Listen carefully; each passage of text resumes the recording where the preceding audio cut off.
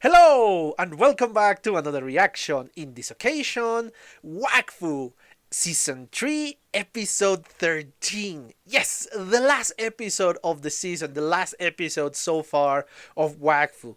Not counting obviously the special because I have a couple of them missing, the movie and the Golden special.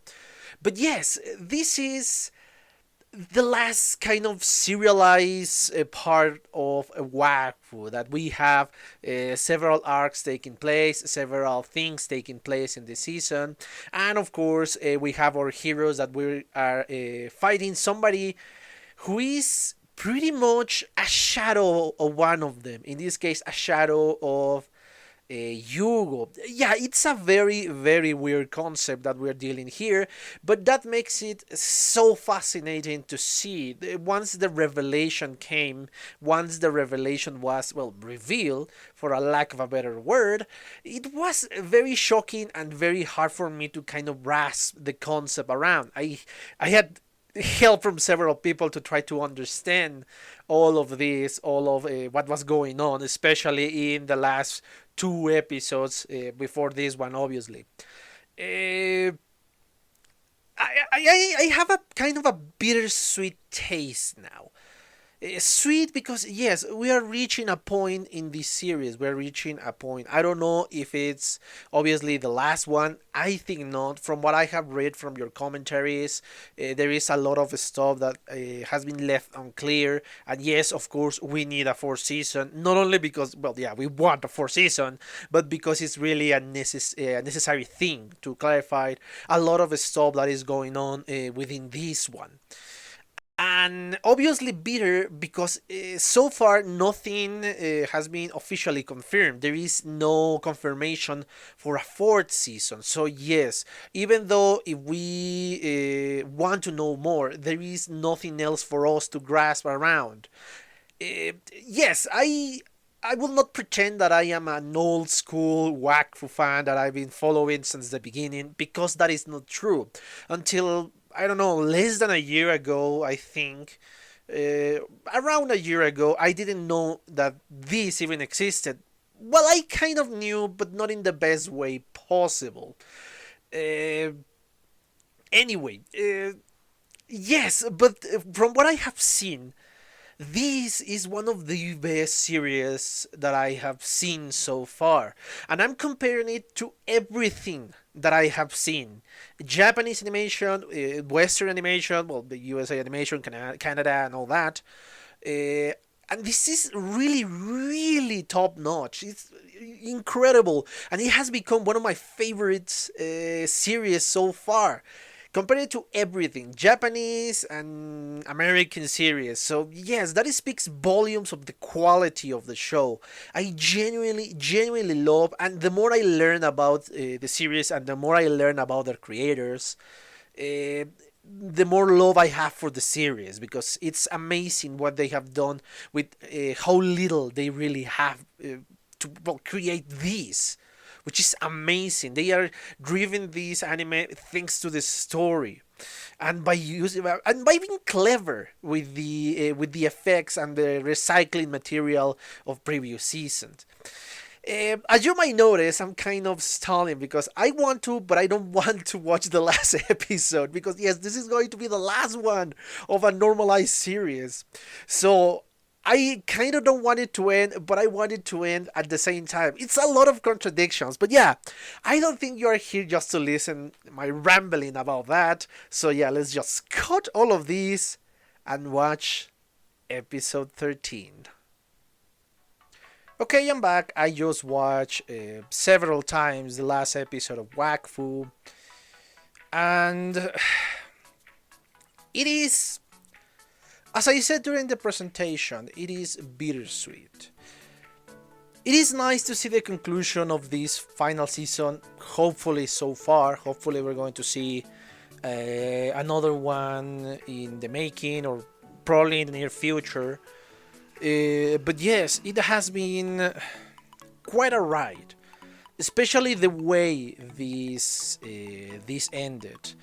Um, again, It is pretty hard for me to speak right now because, again, it hasn't been so long since I started watching the series, as I know the existence of this series. And I have fallen in love with this one. I genuinely did.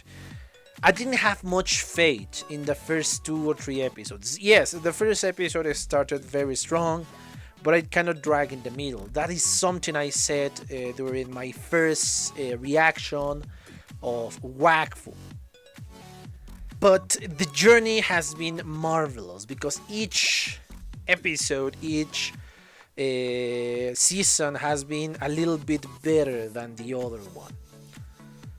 The first season has, yes, probably the best villain of the series.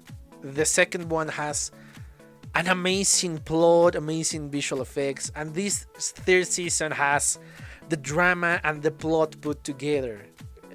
It has been such a ride, such a wonderful ride. Even the OVAs were pretty spectacular, and of course they help you to connect season 2 with season 3. But yes, let's go just analyze this episode because I am working. Well, I will start working probably today after finishing recording this, or perhaps the day. Well, the next day after I finish recording this, I will start to work on my review for the first season of Wakfu. I am still not sure when I am going to publish that because yes, it's going to take a while, and I want to learn a little bit more about the program I use to edit so I can deliver a better product for you because yes, Wakfu sincerely deserves it. It has been an amazing series.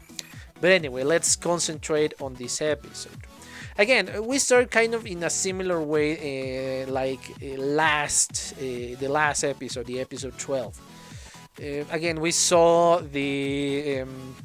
it wasn't a possession of a body. I'm still not sure how to call what Oropo did with Yugo's body. Because yes, this makes him more stable, kind of taking the body of Yugo. But still, it wasn't his body. He was kind of the mind overimpose the body of Yugo. So yes, that's why he doesn't look like Yugo. He looks like an adult Eliatrop, and that is why all this figure that Oropo took back then, it doesn't look as different from himself.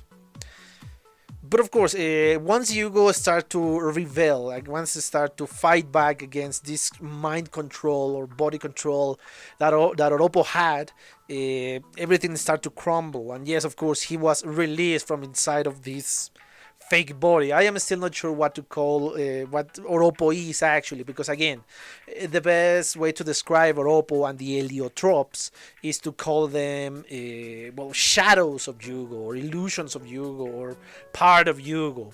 So yeah, it is still pretty hard to explain what they are.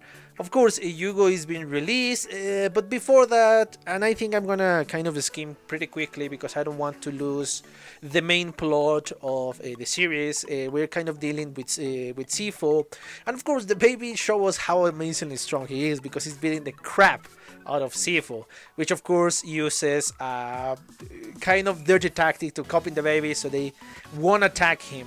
But of course the baby is a lot stronger, and he ends up defeating Sifo, and the other two kind of defeat him in the end, just before he transforms into this gigantic wolf and go back to Lady Echo, because he sensed that she was in danger.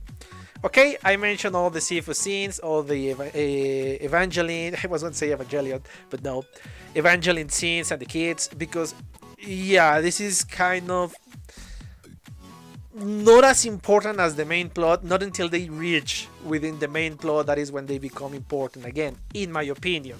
So yeah, it's kind of not as important because we need to know how they are, but not as important as the main plot. So yeah, I won't be interrupting my tale of the main plot. After that, between the scenes and all that, we saw, of course, how Yugo is being released or escapes from this body of Oropo.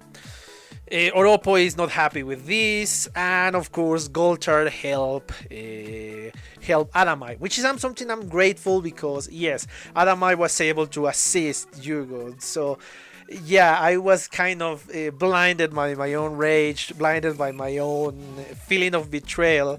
So yeah, the best strategy was to release Adamai first, and the rest will come later. Anyway, yeah, it's been released, and yes, Goltar is amazing. I love Goltar; he's just so cool. Anyway, it's been released, and now Adamai is alongside with Yugo, and they plan to fight and to face Oropo. Adamai works as a diversion, and of course Yugo grabs the Elia cube so he can have actually the Wakfu from it, or partially the Wakfu from it, so he can kind of absorb part of his power and fight against Oropo, because yes, without it Oropo is way too powerful in this moment. And we witness a very spectacular fight between Yugo and Oropo. I don't know if this is recycled material or if they spend actual budget on this fight. I am not sure of that, but it looks amazing, and it remind me of the first half of the battle between Lord Borus and Saitama. When the episode started, when the last episode of One Punch Man Season 1 started, that fight, it reminded me a lot of that, thanks to the effects, which is high compliment. High compliment, because again, Season 1 of One Punch Man has one of the most spectacular fights ever. But yes, it kind of remind me of that, which is amazing.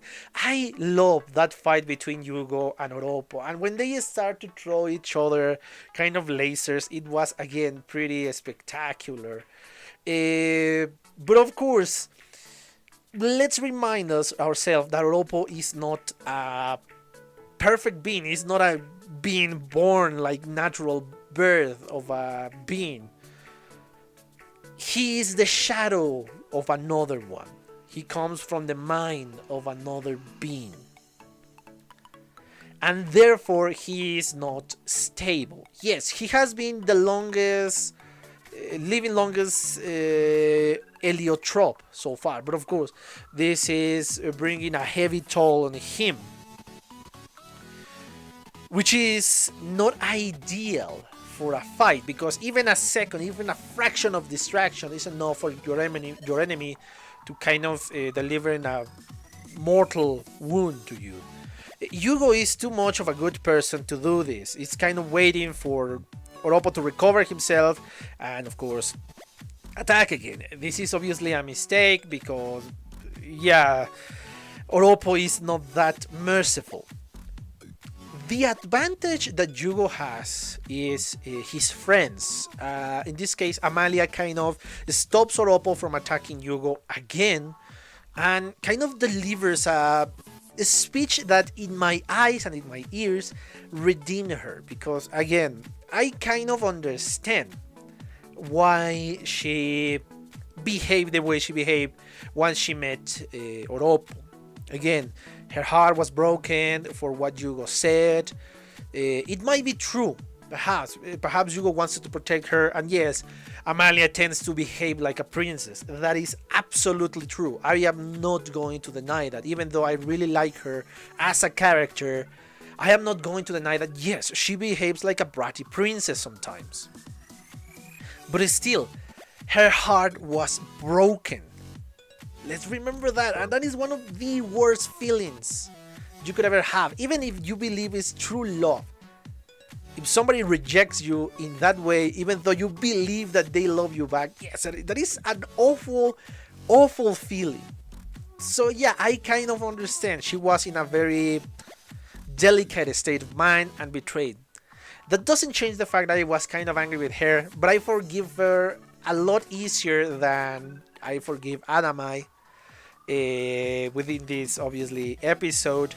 But yes, this is something that completely redeems her. That she tries to say, no, you are not Yugo. Yugo might be selfish sometimes, but when the things go down, Yugo is willing to sacrifice himself to save the rest. Something we haven't seen you do. You are not Yugo. Yes, you are part of him, but your personality is nothing like Yugo. And that is when she embraced Yugo in the end, in this gigantic flower that she created. It's a very cute moment that kind of, perhaps I'm overthinking this little part a little bit, but kind of reflect that yes, she is willing to wait for Yugo when he's ready.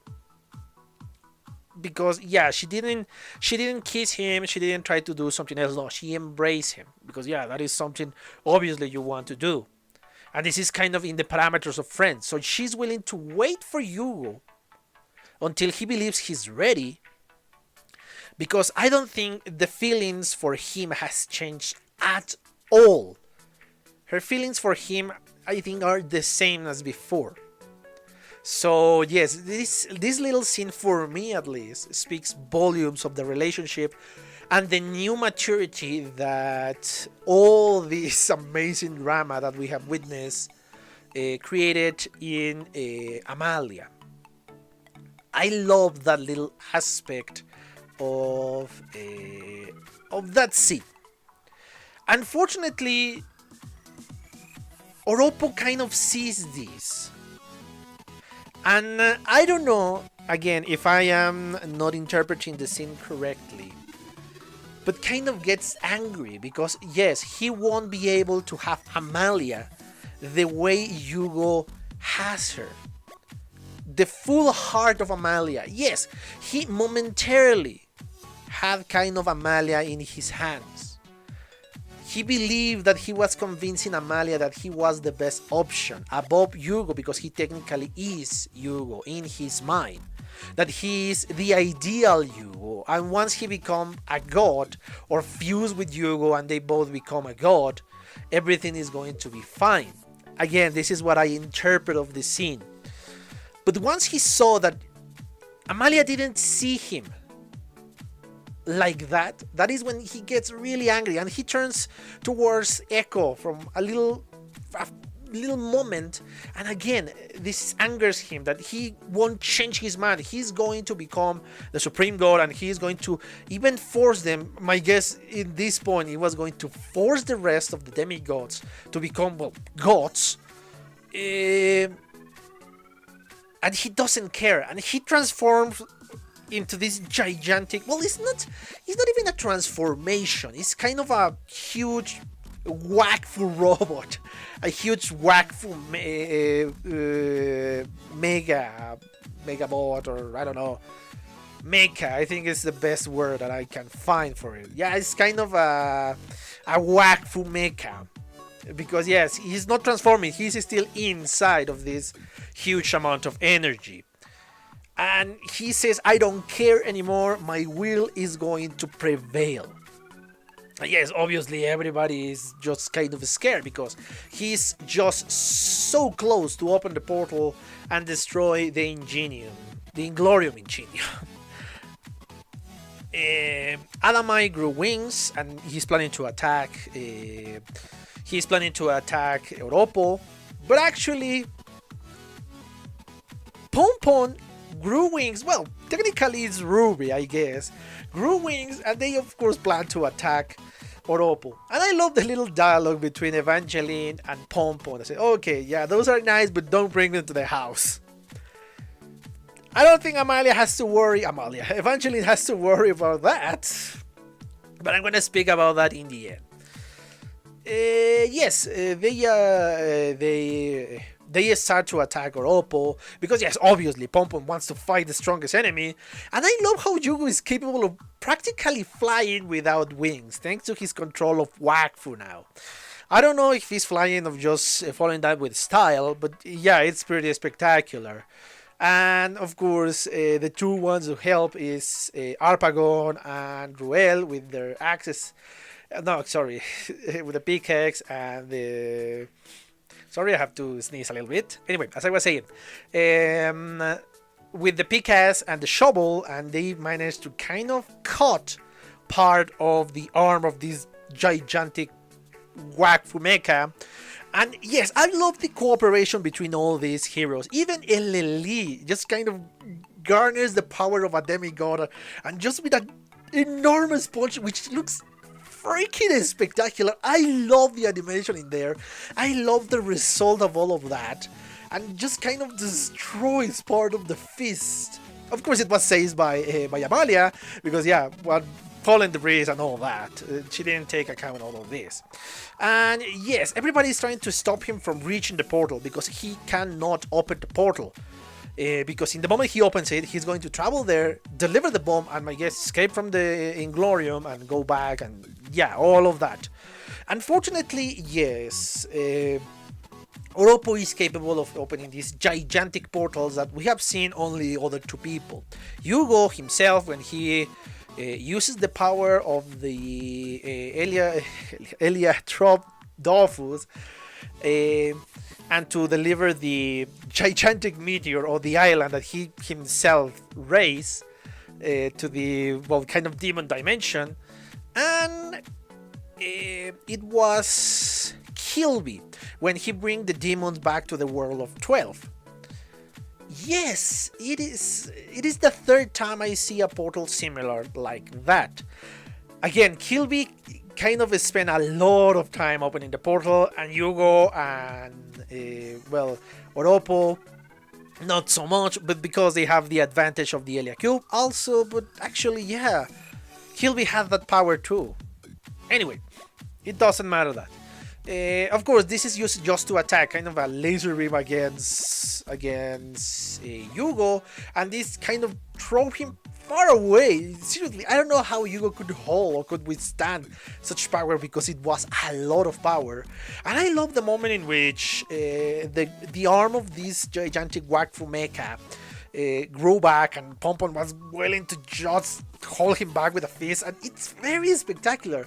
And that speaks volumes of the power of Pinpin. Yes, of course, he loses in the end, but I mean, come on, it's spectacular to hold your ground for a while against such a beast.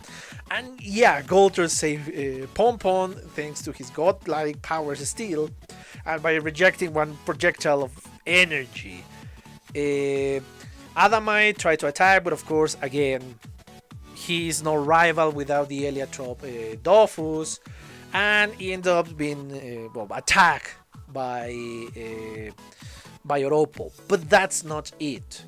And this is kind of the beginning of the end for Oropo. His actions, his reckless actions, kind of was his downfall. Why I said this? Oropo was aiming towards Adamai without concerning himself with the surroundings. One of these lasers ended up destroying all the species that this little girl, I don't remember the name, I think it's the Osamonda's demigod, that she was guarding and saving to, well, repopulate the Earth. Well, not Earth, the new world that they were creating, or they were supposed to be creating. And of course, she gets angry because this is not part of what she wanted. She wanted to save her friends, and she's mad and starts to attack Oropo. And it's a very desperate attack, a very, very desperate attack, because she's genuinely doing no damage to Oropo, but she's so frustrated, so angry, so sad that she cannot stop herself. And Oropo is kind of seeing this. He ended up destroying his own Wakfu mecha. Fortunately, our people, Elely, Flopin, Evangelyn, Ruel, and Arpagon are protected by Amalia. The other demigods are protected by the... oh god, I forget the name. The half brother of... oh god, the father of the Ogress, thanks to his force shield. He's protecting the rest, which of course kind of redeemed him, because yeah, he was so far just a creep. And yes, Yugo and the rest kind of received the blunt of the power of the Wakfu. And this is obviously when Oropo opens the portal, that he's not willing to destroy the gods and he doesn't care anymore. He is so close that he is not going to stop at all. And this is when Lady Echo enters into the play. When I was watching it for the first time, and I guess you saw that during my reaction, it was confusing for me what she was doing, kind of shedding her own hair. As I said before, yes, I read your commentary about this, kind of a Bayonetta reference, and everybody kind of received a piece of her hair. I wasn't sure why was that. I wasn't sure of anything at all. And kind of Oropo knew what she was doing. Obviously, we were left on the shadows because, yeah, it was kind of the excitement moment that how she was going to save everybody from the total destruction of of Oropo. Well, and this is when it happens. She pulled everybody towards the gigantic portal, and I mean everybody. The Brotherhood of Tofu and all of the demigods that were still alive and together. They all went towards the Ingloriom dimension. The last one, of course, was Yugo. We saw that in the last moment, and everybody was out of reach for Oropo. Oropo was extremely mad because this ruined his plans completely. And he was completely mad against Lady Echo. She was standing her ground. She wasn't going to leave that place. But yes, she was ruining his plan. Because if he released the bomb in the Ingloriom, he was going to take down the gods, yes. But he was going to take down the other demigods. And there will be nobody else to create this new world he wanted to create. At the beginning, so I don't care anymore, I'm going to release it. Perhaps he was planning to bring them back by force. But once he entered this tunnel, once he entered the tunnel between the Ingloriom and the dimension of the world of 12, well, even before that, he was kind of starting to reasoning that, no, this is not right, this is not right. But he entered the tunnel nonetheless. And yes, I love the spectacular effects in which he entered the portal, but this is the important moment for Oropo. This is what changed his character. He started to remember all the good times he has with the other demigods. That he changed his way of thinking. He started to remember that he wasn't like what he was. He was supposed to be better than the gods that just ignored you and just deceive you and just they don't care about you. And in this moment, in the last few moments before he released the bomb, he was just like the gods he hated because he deceived everybody. He didn't care in the end, he just cared about his goals. And this is a very selfish part of him. Yes, he thought he was creating the best for the rest. But he started to realize that, again, he was becoming what he hated. And what kind of supreme god or what kind of god he was going to be. He was going to be the same as the rest of the gods. So he wasn't going to be any different. He was going to be the same. And that's when he realized that, yes, Lady Echo was right.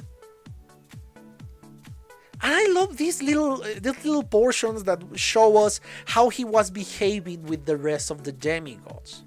Especially Lady Echo. I love the soft features on her face. When she was looking at Oropo. She was completely in love with him. And as I said before, the first time she appeared on the show, on the OVAs, I love her design. It's a very, very neat design. But it was more of the beginning a design of a villain. Now with the soft feature that we have seen, not only in this last episode, but in all the episodes that she has appeared of the third season, we kind of see that the design no longer fits that villainous character. And not only that, her actions speaks volumes for what she has done, how she decides to save the rest, and hell, even save Oropo, because he doesn't have much time left. He was going to be absorbed by Yugo once he was a god, or I don't know. I don't exactly know. I don't know if he was going to be absorbed by Yugo and he was becoming god and his philosophy was going to continue on. But he realized this. And he returned to Lady Echo. Lady Echo was not alone in this world. Well, he wasn't alone. There was a lot of people there. But my guess, and the last message he gave to Sifo, was kind of a knowing gesture that, yes, I was not going to be alone. And my guess, she knew that Oropo was going to go back. That she was not going to be abandoned. That she was not going to lose Oropo in the end. Because she knew Oropo so well. And yes, it's kind of confirmed that yes, Oropo returned. I don't know if in the end, for this brief moment in existence for both of them, he loved her back. I don't know. But from what I can see, it was kind of this. That yes, in the end he decided that yes, the love that I felt for Amalia was just the love of Yugo for Amalia. Not my own. And in the end, in this brief moment, before the total destruction of this dimension, in the end, he loved Lady Echo just as much as she loves Oropo. Perhaps that is my wishful thinking. I want to at least give a little bit, a hint of a happy ending to Lady Echo. Perhaps that is just me.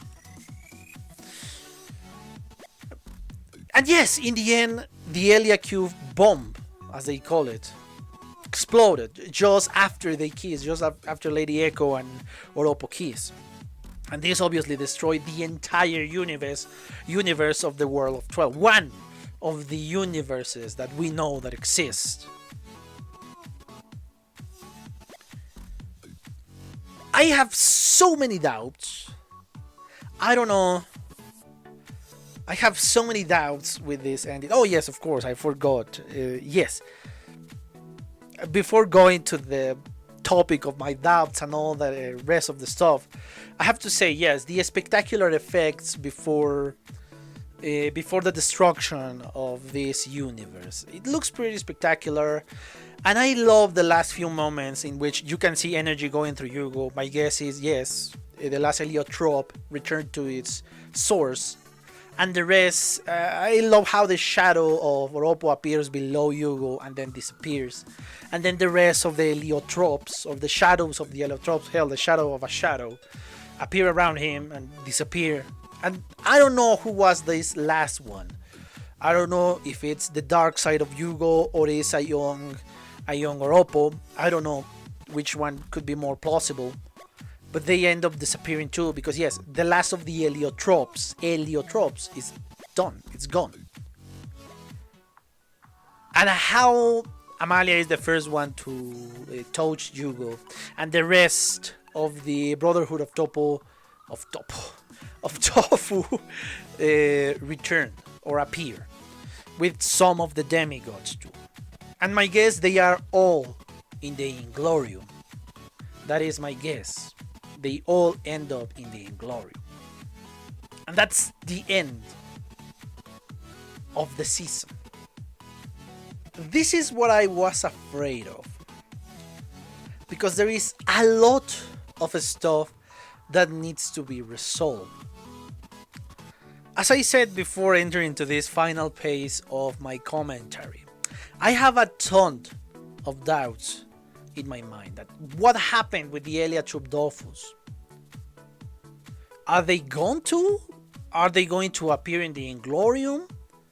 They were destroyed while the other universe was destroyed. What happened to the elemental Dofus? They were destroyed? The elemental dragons were destroyed alongside with the universe? Or they are actually capable of moving towards, through dimensions, and they are in the Ingloriom too?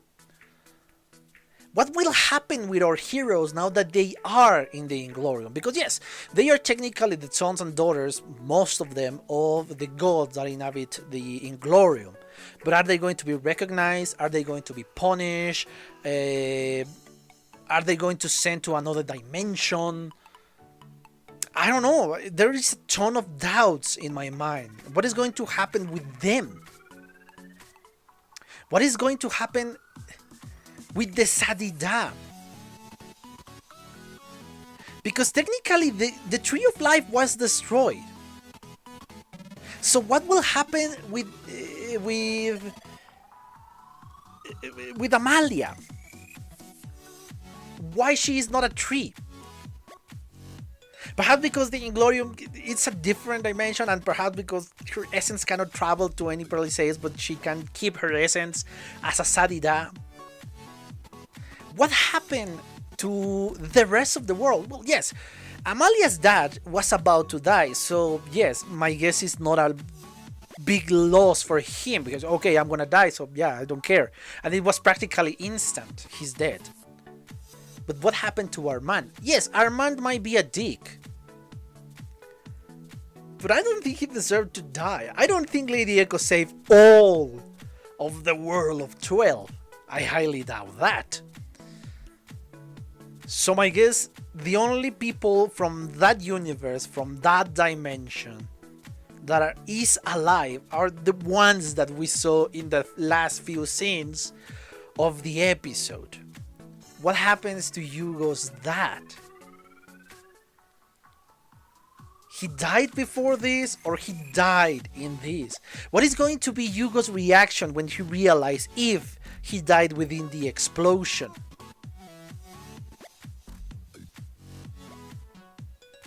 What happened with the dragons that were alive in the dimension? There is a ton of doubts that I have in this ending, and this is what I was afraid of. Don't get me wrong, it was a great episode. It was spectacular. It was great fights, great plot, great resolution for some characters, but still it leaves a lot of doubts. And yes, I have read your commentaries, and I have read on the internet that yes, this is not supposed to be the end of the series.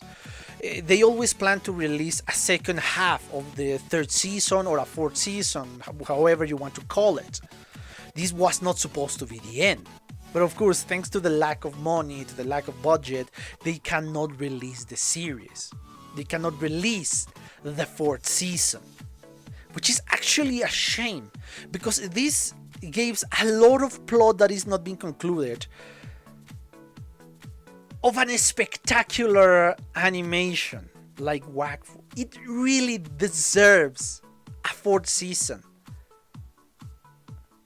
Hell, even deserves a fifth season if they have enough material. So far, I haven't found anything of a confirmation from reliable sources that there is going to be a fourth season, or that a fourth season is on the works. Hopefully we're going to get that, because yes, in the moment they announce it and in the moment they release it, of course I'm going to be watching it, of course I'm going to be reacting, because this series has been genuinely spectacular. Pleasant surprise. Again, speaking about the first time I watched this series, speaking when you asked me to watch this series, I didn't have much faith about it.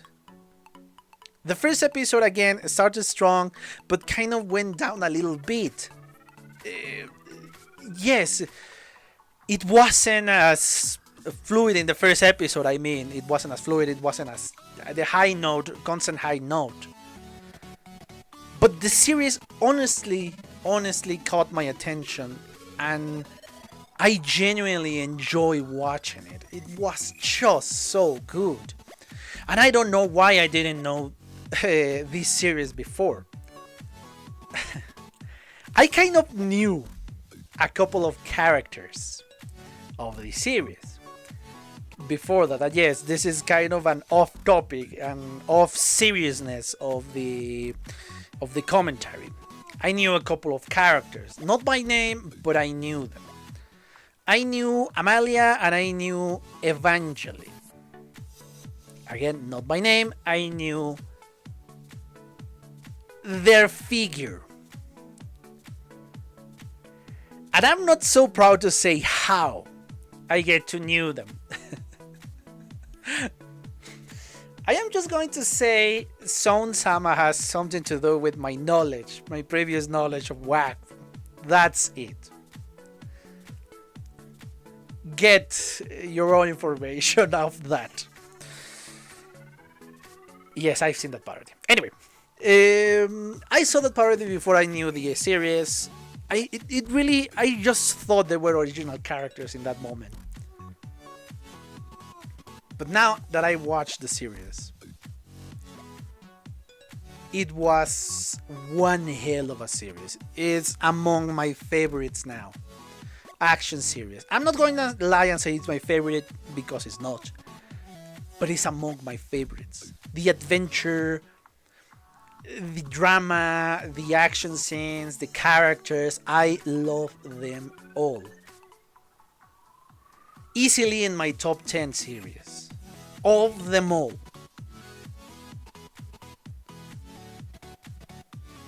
I don't want to end this commentary because I know in the end of this I will not have a lot of Wakfu material that I haven't covered.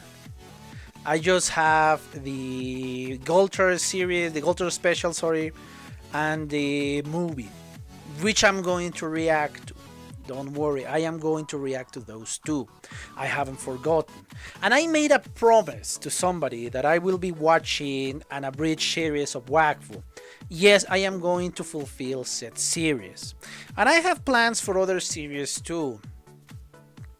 Obviously, I cannot do all at the same time. I don't have enough time on the day to do what I want.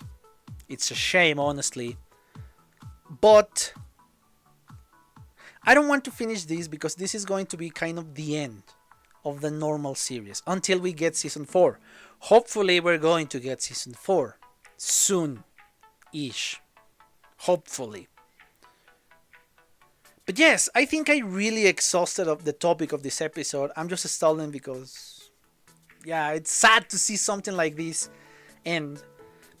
But the sensation of wanting more is still there, which speaks volumes of a great series. Yeah, that's it, guys. I finished the topic of this episode. I hope you enjoy it. And yeah. See you on the next one, guys. Sorry for not being enthusiastic, but it's kind of bittersweet in this moment. I love this episode. I love this third season. And hopefully, we'll see each other on season 4. Bye. Okay, I hope you enjoyed that video, and yes, thank you so much for your attention, guys. And as always, if you want to leave a comment, that will help me a lot more. If you want to give me a like, that will help me even more to get on the top of the recommendation for YouTube. And if you want to share this video, that will help me even more. So yeah, thank you so much, guys. Thank you so much, guys, for your attention. I hope you enjoyed the video, and yeah, see you in the next one. Bye.